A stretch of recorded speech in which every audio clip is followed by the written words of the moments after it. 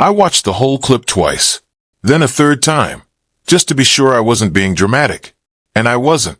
A man brought his girlfriend home from the hospital, baby not even a week old, and before the welcome home feeling could even settle, he was already reading her the terms and conditions, curtains, rules, consequences. And y'all, the scariest part isn't what he said. It's how comfortable he was saying it on camera. Like he's done this before. Because he has. And look, if you're the type who likes your tea with receipts stapled to the side, hit the like, tap subscribe, ring that bell. This is Fame Cryptix, and this one goes deep. So here's the frame. Blueface, Johnathan Porter, and his girlfriend Nevaeh Akira welcomed their son, Johnathan Jamall Porter Jr, on August 18th, after a labor that was, of course, live-streamed. Days later, on a kick stream from their living room, an argument over curtains turned into him allegedly laying down rules, with a warning that if she broke them, he'd walk on her and the newborn, which is a wild thing to say out loud. It's an even wilder thing to say out loud while streaming. And here's the thing that keeps rattling in my head. This wasn't a slip. This wasn't a leaked private moment. This wasn't a hot mic accident where a producer forgot to cut the feed. He knew the camera was on. He knew the chat was watching. He knew every clipper in the algorithm was already sharpening the timestamps. And he still said what he said. That's not carelessness. That's confidence. And confidence, in a moment like that, is the loudest tell of all. Because a man who's nervous about how something will land doesn't say it live. A man who's already tested the water, who already knows the audience will laugh, defend, or debate rather than turn, says it live and waits for the metrics. Now watch what was already on the record before that stream even started. Start with July 17th. On a live stream, Blueface told Nevaeh, "I wouldn't have made you my girlfriend if I was going to cheat on you." Okay, hold that sentence. Put a pin in it. We'll come back.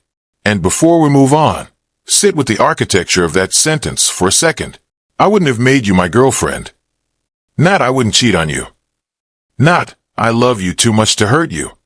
The verb is made, as in constructed, as in appointed, as in there was a selection process, and she got the promotion. It's the language of someone who sees the relationship as a title he distributed, not a partnership he entered. And once you notice that verb, you start noticing it everywhere, because it's the same grammar that shows up in the grocery store monologue we'll get to later. Same author, same worldview, same product being sold. 10 days later, July 27th, same couch energy, very different sentence. Sitting across from a pregnant Nevaeh, he admitted, "I cheated. I know. Sorry." And when she pointed out there's no reason to apologize for something you meant to do, his response was, "My apology, take it with honor." Take it with honor. I had to sit with that one. That's not an apology. That's a gift receipt for something nobody asked for. And notice the compression. 10 days. 10 days between, "I wouldn't do this," and "I did this. Be grateful I mentioned it." In corporate terms, that's a mission statement and a Q2 earnings call in the same fiscal week. And the guidance got revised downward. 10 days is not enough runway for a man to fall in and out of the ability to keep a promise, which means either the July 17th line was a rehearsal, or the July 27th admission was strategic. Neither option is flattering. Both options are, however, on brand. And this is the part where you start noticing that Nevaeh's on-camera reactions are not the reactions of someone hearing this information for the first time. She doesn't gasp. She doesn't cry. She doesn't storm out. She pushes back with a line. "There's no reason to apologize for something you meant to do." That sounds a whole lot like a sentence she's been holding in her pocket for a while, waiting for the right stream to spend it on, which tells you something about the internal economy of this relationship. She's not being ambushed. She's being outmaneuvered. Those are two different things, and only one of them looks like love from the outside. For days after that, July 31st, he's on stream with Adam 22 and Lena the Plug, Nevaeh sitting right next to him, very pregnant, and he announces to the room, "She's big as F*******. Nevaeh, to her credit, said the quiet part out loud right back. He goes and gives it to somebody else. Wild. Just wild. And it's worth pausing on the venue. Adam 22 and Lena the Plug's platform is not a neutral stage. It's an ecosystem built on couples saying things about each other on camera that most couples wouldn't say to each other with the lights off. That environment doesn't create Blueface behavior. It rewards it. Rewards it with clips, cross-promotion, algorithmic lift, and the kind of engagement that turns a bad night into a good week for the channel. When you understand the venue, you understand why he chose that particular room to say that particular sentence in front of that particular pregnant woman. It wasn't a slip. It was a stage. Then August 17th, Labor Day, literally. Nevaeh calls him midstream while he's driving Chrisean Rock to the airport and tells him, "I'm in labor. I'm by myself." His response, live on camera, "My baby mama, in labor right now. I'm canceling all of my plans for tonight." And look, credit where it's due. He did show up at the hospital. But notice what canceling my plans implies. Being there for the birth of his son was, on paper, a scheduling conflict. Notice, too, the phrase baby mama. Not girlfriend. Not Nevaeh. Not my partner. In the exact moment she is bringing his son into the world, she gets demoted in vocabulary, reduced from a person with a name to a role in a title tree. That word choice, in that moment, on that stream, is not a small thing. It is the smallest thing that tells you the biggest thing. And it lands roughly a month after the "I wouldn't have made you my girlfriend" line, which is the same worldview, just filed under a different section of the org chart. One more. November of last year, Jaidyn Alexis, mother of 2 of his kids, posted receipts showing she was the one sending him money while he was locked up, writing, "I ain't asked you for nothing while you was in there, and ain't asked you for shit now." After he claimed he'd handed her $90,000, she blew through. No comment. Actually, no one comment. Remember that pattern. It matters. And here's why it matters. Because when you strip away the streams and the drama arcs and the guest appearances, what Jaidyn's receipts actually document is a directionality problem. The story he tells about himself, provider, boss, benefactor, runs in one direction. The paper trail runs in the other. That's not a small inconsistency. That's the whole thesis of this episode. Every time Blueface positions himself as the source of value in a woman's life, it's worth asking, on camera or off, whose commissary account was being funded and by whom. Because the shelter line we're about to get to only works if you never audit the ledger. Now line it up. Because separately, each of these is a bad headline. Together, it's a system. February. Pregnancy announced on Twitch. Positive test on camera. Kiss on the stomach. Content gold. July 17th. The "I wouldn't have made you my girlfriend" promise. July 20th. Boat party with Chrisean, streamed. July 27th. The confession. July 31st. The big as F **** comment. August 17th. Labor, airport run. And this detail keeps getting skipped. That same evening, Chrisean was reportedly caught on video fighting a woman identified as a friend of Nevaeh's outside a club in Hollywood, while Blueface stood there watching. A friend of Nevaeh's. The night before Nevaeh gave birth. Let that geography sit for a second. Hollywood night. His pregnant girlfriend, home. His ex, in the street, fighting his girlfriend's friend. Him watching. That is not a coincidence of proximity. That is a room he chose to be in. And the fact that he chose that room the same night his son was, biologically, hours away from arriving, is the kind of detail that would be the entire story if any other celebrity had done it. Here, it barely made the second paragraph, because the noise floor of this couple's timeline is so high that even a scene like that gets lost in the mix. Which is, arguably, the entire strategy. Actually, hold on, back up. This part is the part. The baby shower was days earlier. Chrisean reportedly attended. Then there's a fight involving Nevaeh's circle. Then labor starts while he's chauffeuring the ex. Then the birth. Whack 100 in the delivery room, by the way. Which tells you this was a production as much as a delivery. Then, days later, the curtain argument. The rules. The reported abandonment warning. And I want to underline the whack 100 detail, because it's the piece that most casual viewers scroll past, without processing what it actually means. A delivery room, in most families, is the most protected physical space in the world. It has a door. That door has a lock. That lock exists specifically to filter who is in the room at the moment a child arrives. When a rap manager clears that filter, A manager whose entire professional function is monetizing his client's public life. The door isn't a filter anymore. It's a hallway. And once the delivery room is a hallway, the birth is no longer a private event. It's a soft launch. And here's a detail almost nobody clocked. Back in July, the couple publicly said the baby's name would be Solar Porter. The birth announcement? Johnathan Jamall Porter Jr. Somewhere between July and August, Solar got quietly replaced with his own name, Junior, the brand. Make of that what you will. And this is the retention loop I want you to hold in your hand for the rest of the video, because we're going to keep coming back to it. Solar was hers. Solar was warmth, orbit, gravity, cosmos. A name that sounds like a mother chose it in a quiet moment. Junior is his. Junior is a legacy stamp, a merch line, a Wikipedia disambiguation page. Somewhere between July and August, in a stretch of weeks that also contained a confession and a labor call from an empty apartment, a name got swapped. That's not a preference change. That's a takeover. And the fact that no one on that stream has ever publicly explained the switch is the loudest silence in the whole timeline. You want to know when a relationship's power has shifted? Watch what happens to the naming rights. Now zoom in. 3 fragments. That's all we need. Fragment 1, the grocery store speech. In the homecoming stream, Blueface didn't yell. He did something colder. He built a whole metaphor.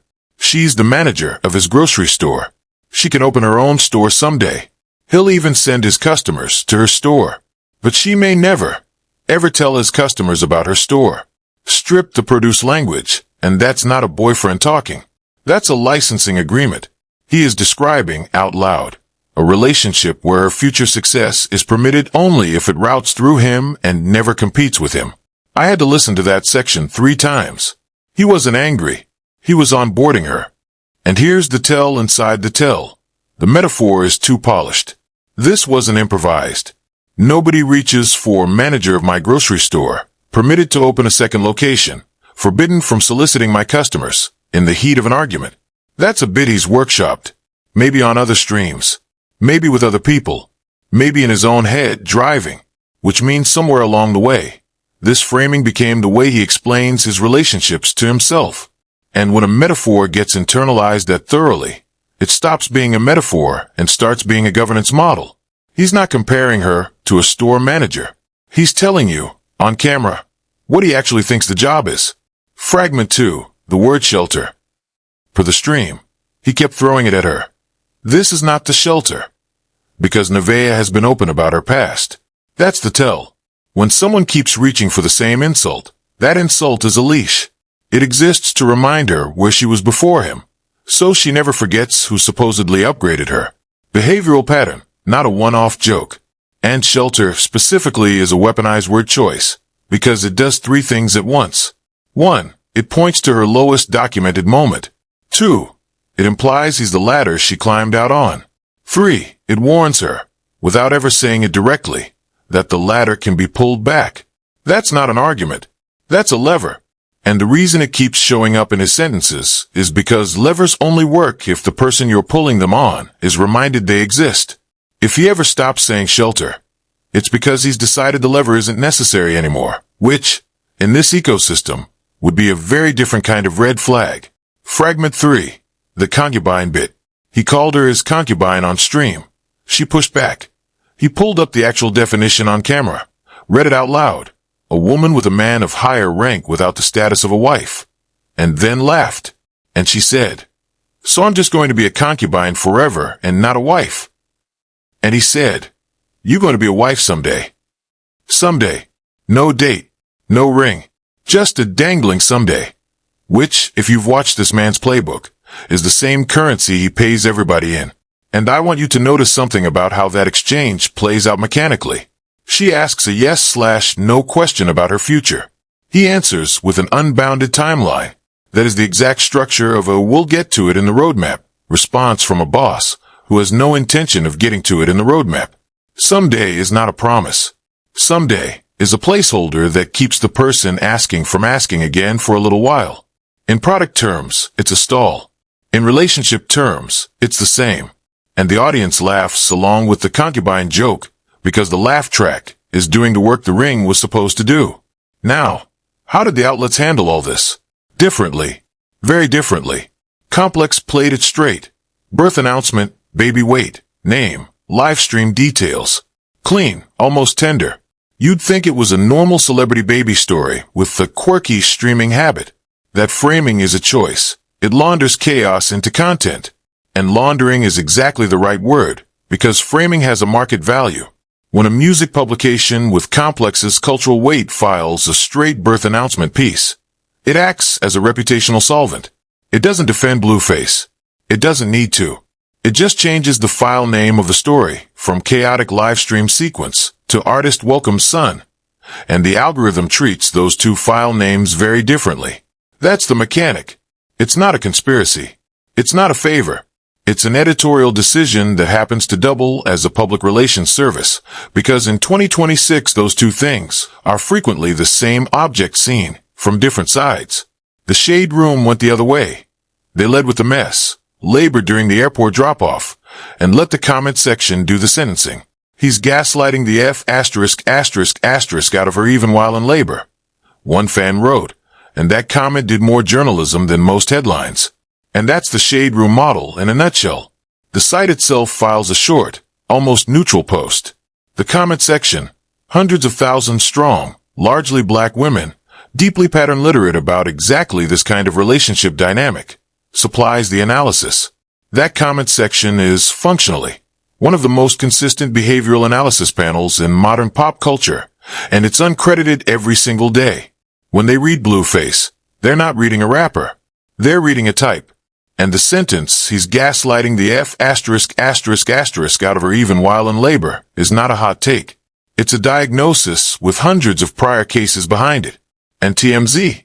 TMZ took the big as F story and framed it as wacky couple banter. Adam and Lena suggesting positions. Everybody laughing.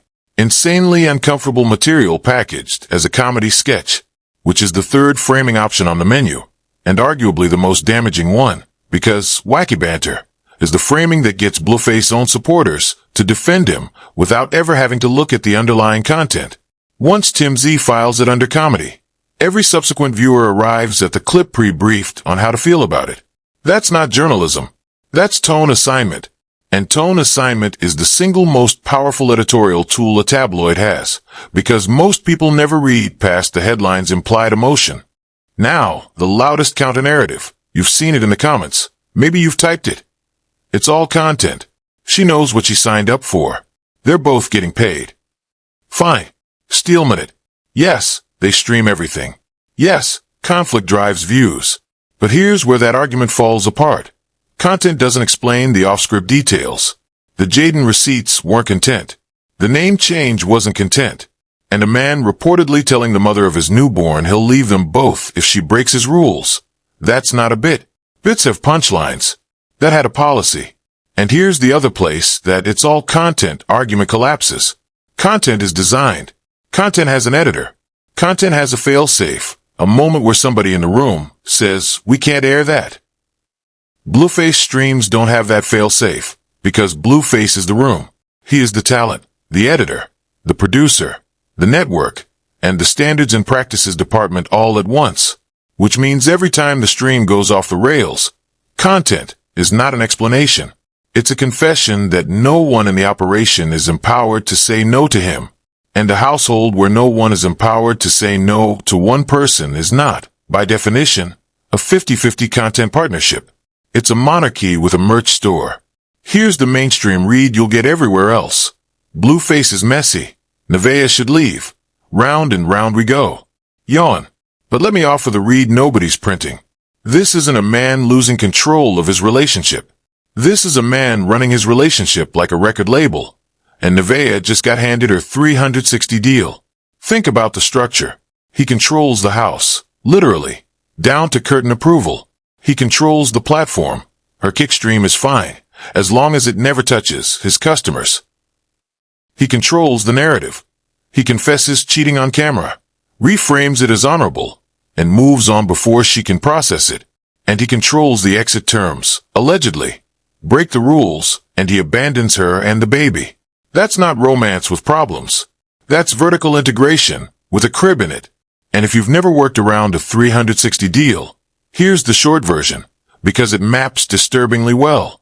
A 360 deal is a contract where the label doesn't just own the music. They own the merch, the touring, the endorsements, the publishing, the likeness, the branding, and, in some historically ugly cases, the artist's ability to work with anyone else at all. It's called 360 because there's no direction the artist can move without the label taking a cut. Now reread the grocery store monologue with that in mind. He's not describing a boyfriend's preferences. He's describing recoupment terms. And she's not being asked to be his partner. She's being asked to be his signed act. And the engine under all of it? Attention arbitrage. Every degrading moment is a clip. Every clip is traffic. Every traffic spike monetizes the channel he owns. So the rule's speech isn't him cracking under pressure. Pressure is the product. Honestly, the pregnancy timeline reads like a rollout calendar. Announce on stream in February. Cheat on stream in July. Labor on stream in August. Discipline on stream days after the birth. Each beat lands roughly where a single drop would. And when you overlay that calendar against Kick's own payout structure, a platform whose monetization famously rewards raw hours streamed, engagement spikes, and controversy loops more than any other major streaming service, the whole schedule stops looking like a life and starts looking like a release plan. Announce phase, conflict phase, climax phase, post-drop discipline phase. The reason this couple's calendar reads like a marketing rollout is because, functionally, it is one. The product just happens to be a family. Now, to be fair, and I mean this, Nevaeh is not passive in this frame. She told the chat her stream will be when he's gone. She's carving out hours the way employees carve out lunch breaks. She knows exactly what house she's in. The question is whether carving out is the beginning of a door, or just a nicer room in the same building. And that, when he's gone comment, is the single most interesting sentence Nevaeh has said on camera all year, because it accidentally reveals the org chart. She's not planning her stream around her schedule. She's planning it around his absence. That is the language of a person operating under a supervisor, sneaking productivity in during a shift change. And the fact that she said it out loud, to a chat that could easily surface it back to him, means one of two things. Either she's testing what he'll tolerate, or she no longer cares if he sees it. Both readings are consequential. Both readings are worth watching. And the jabs, because they write themselves, but I'll aim them anyway. He promised fidelity, delivered an apology, and asked her to frame it. He named the baby after himself, and the curtains after an insult. He read a dictionary definition degrading her, and called it comedy. He stood courtside at a fight, involving her friend the night, before his son was born, and called it an evening. And the man who keeps screaming shelter at her is the same man Jaidyn's receipts show was being bankrolled through a prison stint by the women in his orbit. The dependency in this ecosystem has never flowed the direction he pretends it does. Say that last part again for the people editing the clip. The dependency in this ecosystem has never flowed the direction he pretends it does. Every time he tells a woman on his stream that she'd be nothing without him, there is, somewhere in his message history, a screenshot that says otherwise. That's not a personality quirk. That's a required feature of the persona. Because the persona doesn't work if the ledger is public. And the ledger, thanks to Jaidyn, is at least partly public now. So no, this story isn't will she leave. It's what happens when the manager of the grocery store realizes she was never on payroll. Keep that one. Watch how the next 90 days play out. Nevaeh's stream grows slowly, then suddenly, because sympathy audiences are the fastest converting audiences on the internet. She'll get brand deals he can't touch, mommy content money, interview offers, and the moment her numbers start sniffing his, the rules get stricter. Don't be shocked when the next viral clip is him joking about her follower count. That's the tell that the leverage flipped. And here's the specific pattern to watch, because it will happen in this order. First, a playful jab about her chat size, framed as banter, deniable if pressed. Second, a concerned comment about her stream schedule cutting into family time, the pivot from teasing to policy. Third, a sudden appearance of a new house rule that just happens to affect the hours she streams best. Fourth, a public softening, a gift, a couple stream, a we're stronger than ever clip, right as her numbers dip. That's the loop. That is always the loop.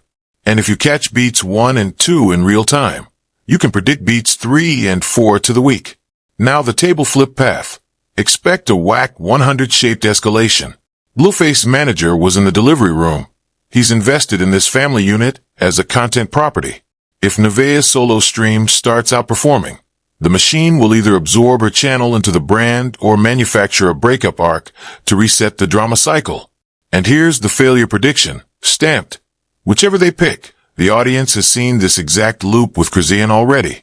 Reheated chaos underperforms. It always does. The second run of any circus sells half the tickets. And there's a reason reheated chaos underperforms, and it's worth naming. Because the industry keeps forgetting it. Audiences don't come back for the drama. Audiences come back for the discovery. The first time a public relationship implodes on stream, the viewer feels like they're witnessing something they weren't supposed to see. The second time, they know the beats. The third time, they know the ad breaks. And once the audience can predict the ad breaks, the show stops being a show and becomes a rerun. Blueface brand has already burned through this cycle once with Chrisean. Running it again with Nevaeh isn't strategy. It's a countdown. And 5 years out, the residue isn't about Blueface at all. By then, Johnathan Jr. is in kindergarten. Chrisean Jr. is pushing 8. Jaidyn's kids are older. And every single stream is archived, clipped, and searchable. The real aftershock of this era won't be chart positions. It'll be 4 kids who can pull up HD footage of how their fathers and mothers treated each other before they could walk. No algorithm deletes that. No apology takes it with honor. Think about that phrase, before they could walk.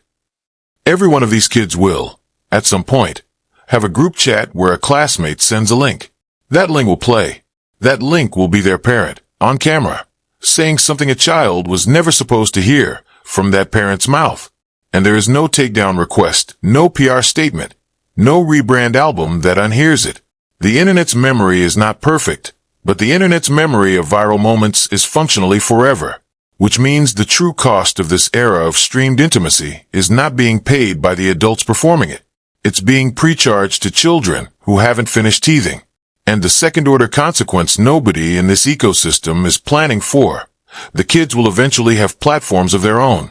Streaming is not slowing down. In 5 years, an 8-year-old with a phone and a ring light is not a hypothetical. It's a demographic. And the first generation of celebrity kids raised entirely on their parents' live streams is going to have opinions, publicly, at scale, with better lighting than their parents ever had. That is the sequel nobody is scripting for. That is the arc that ends this era. Not a breakup.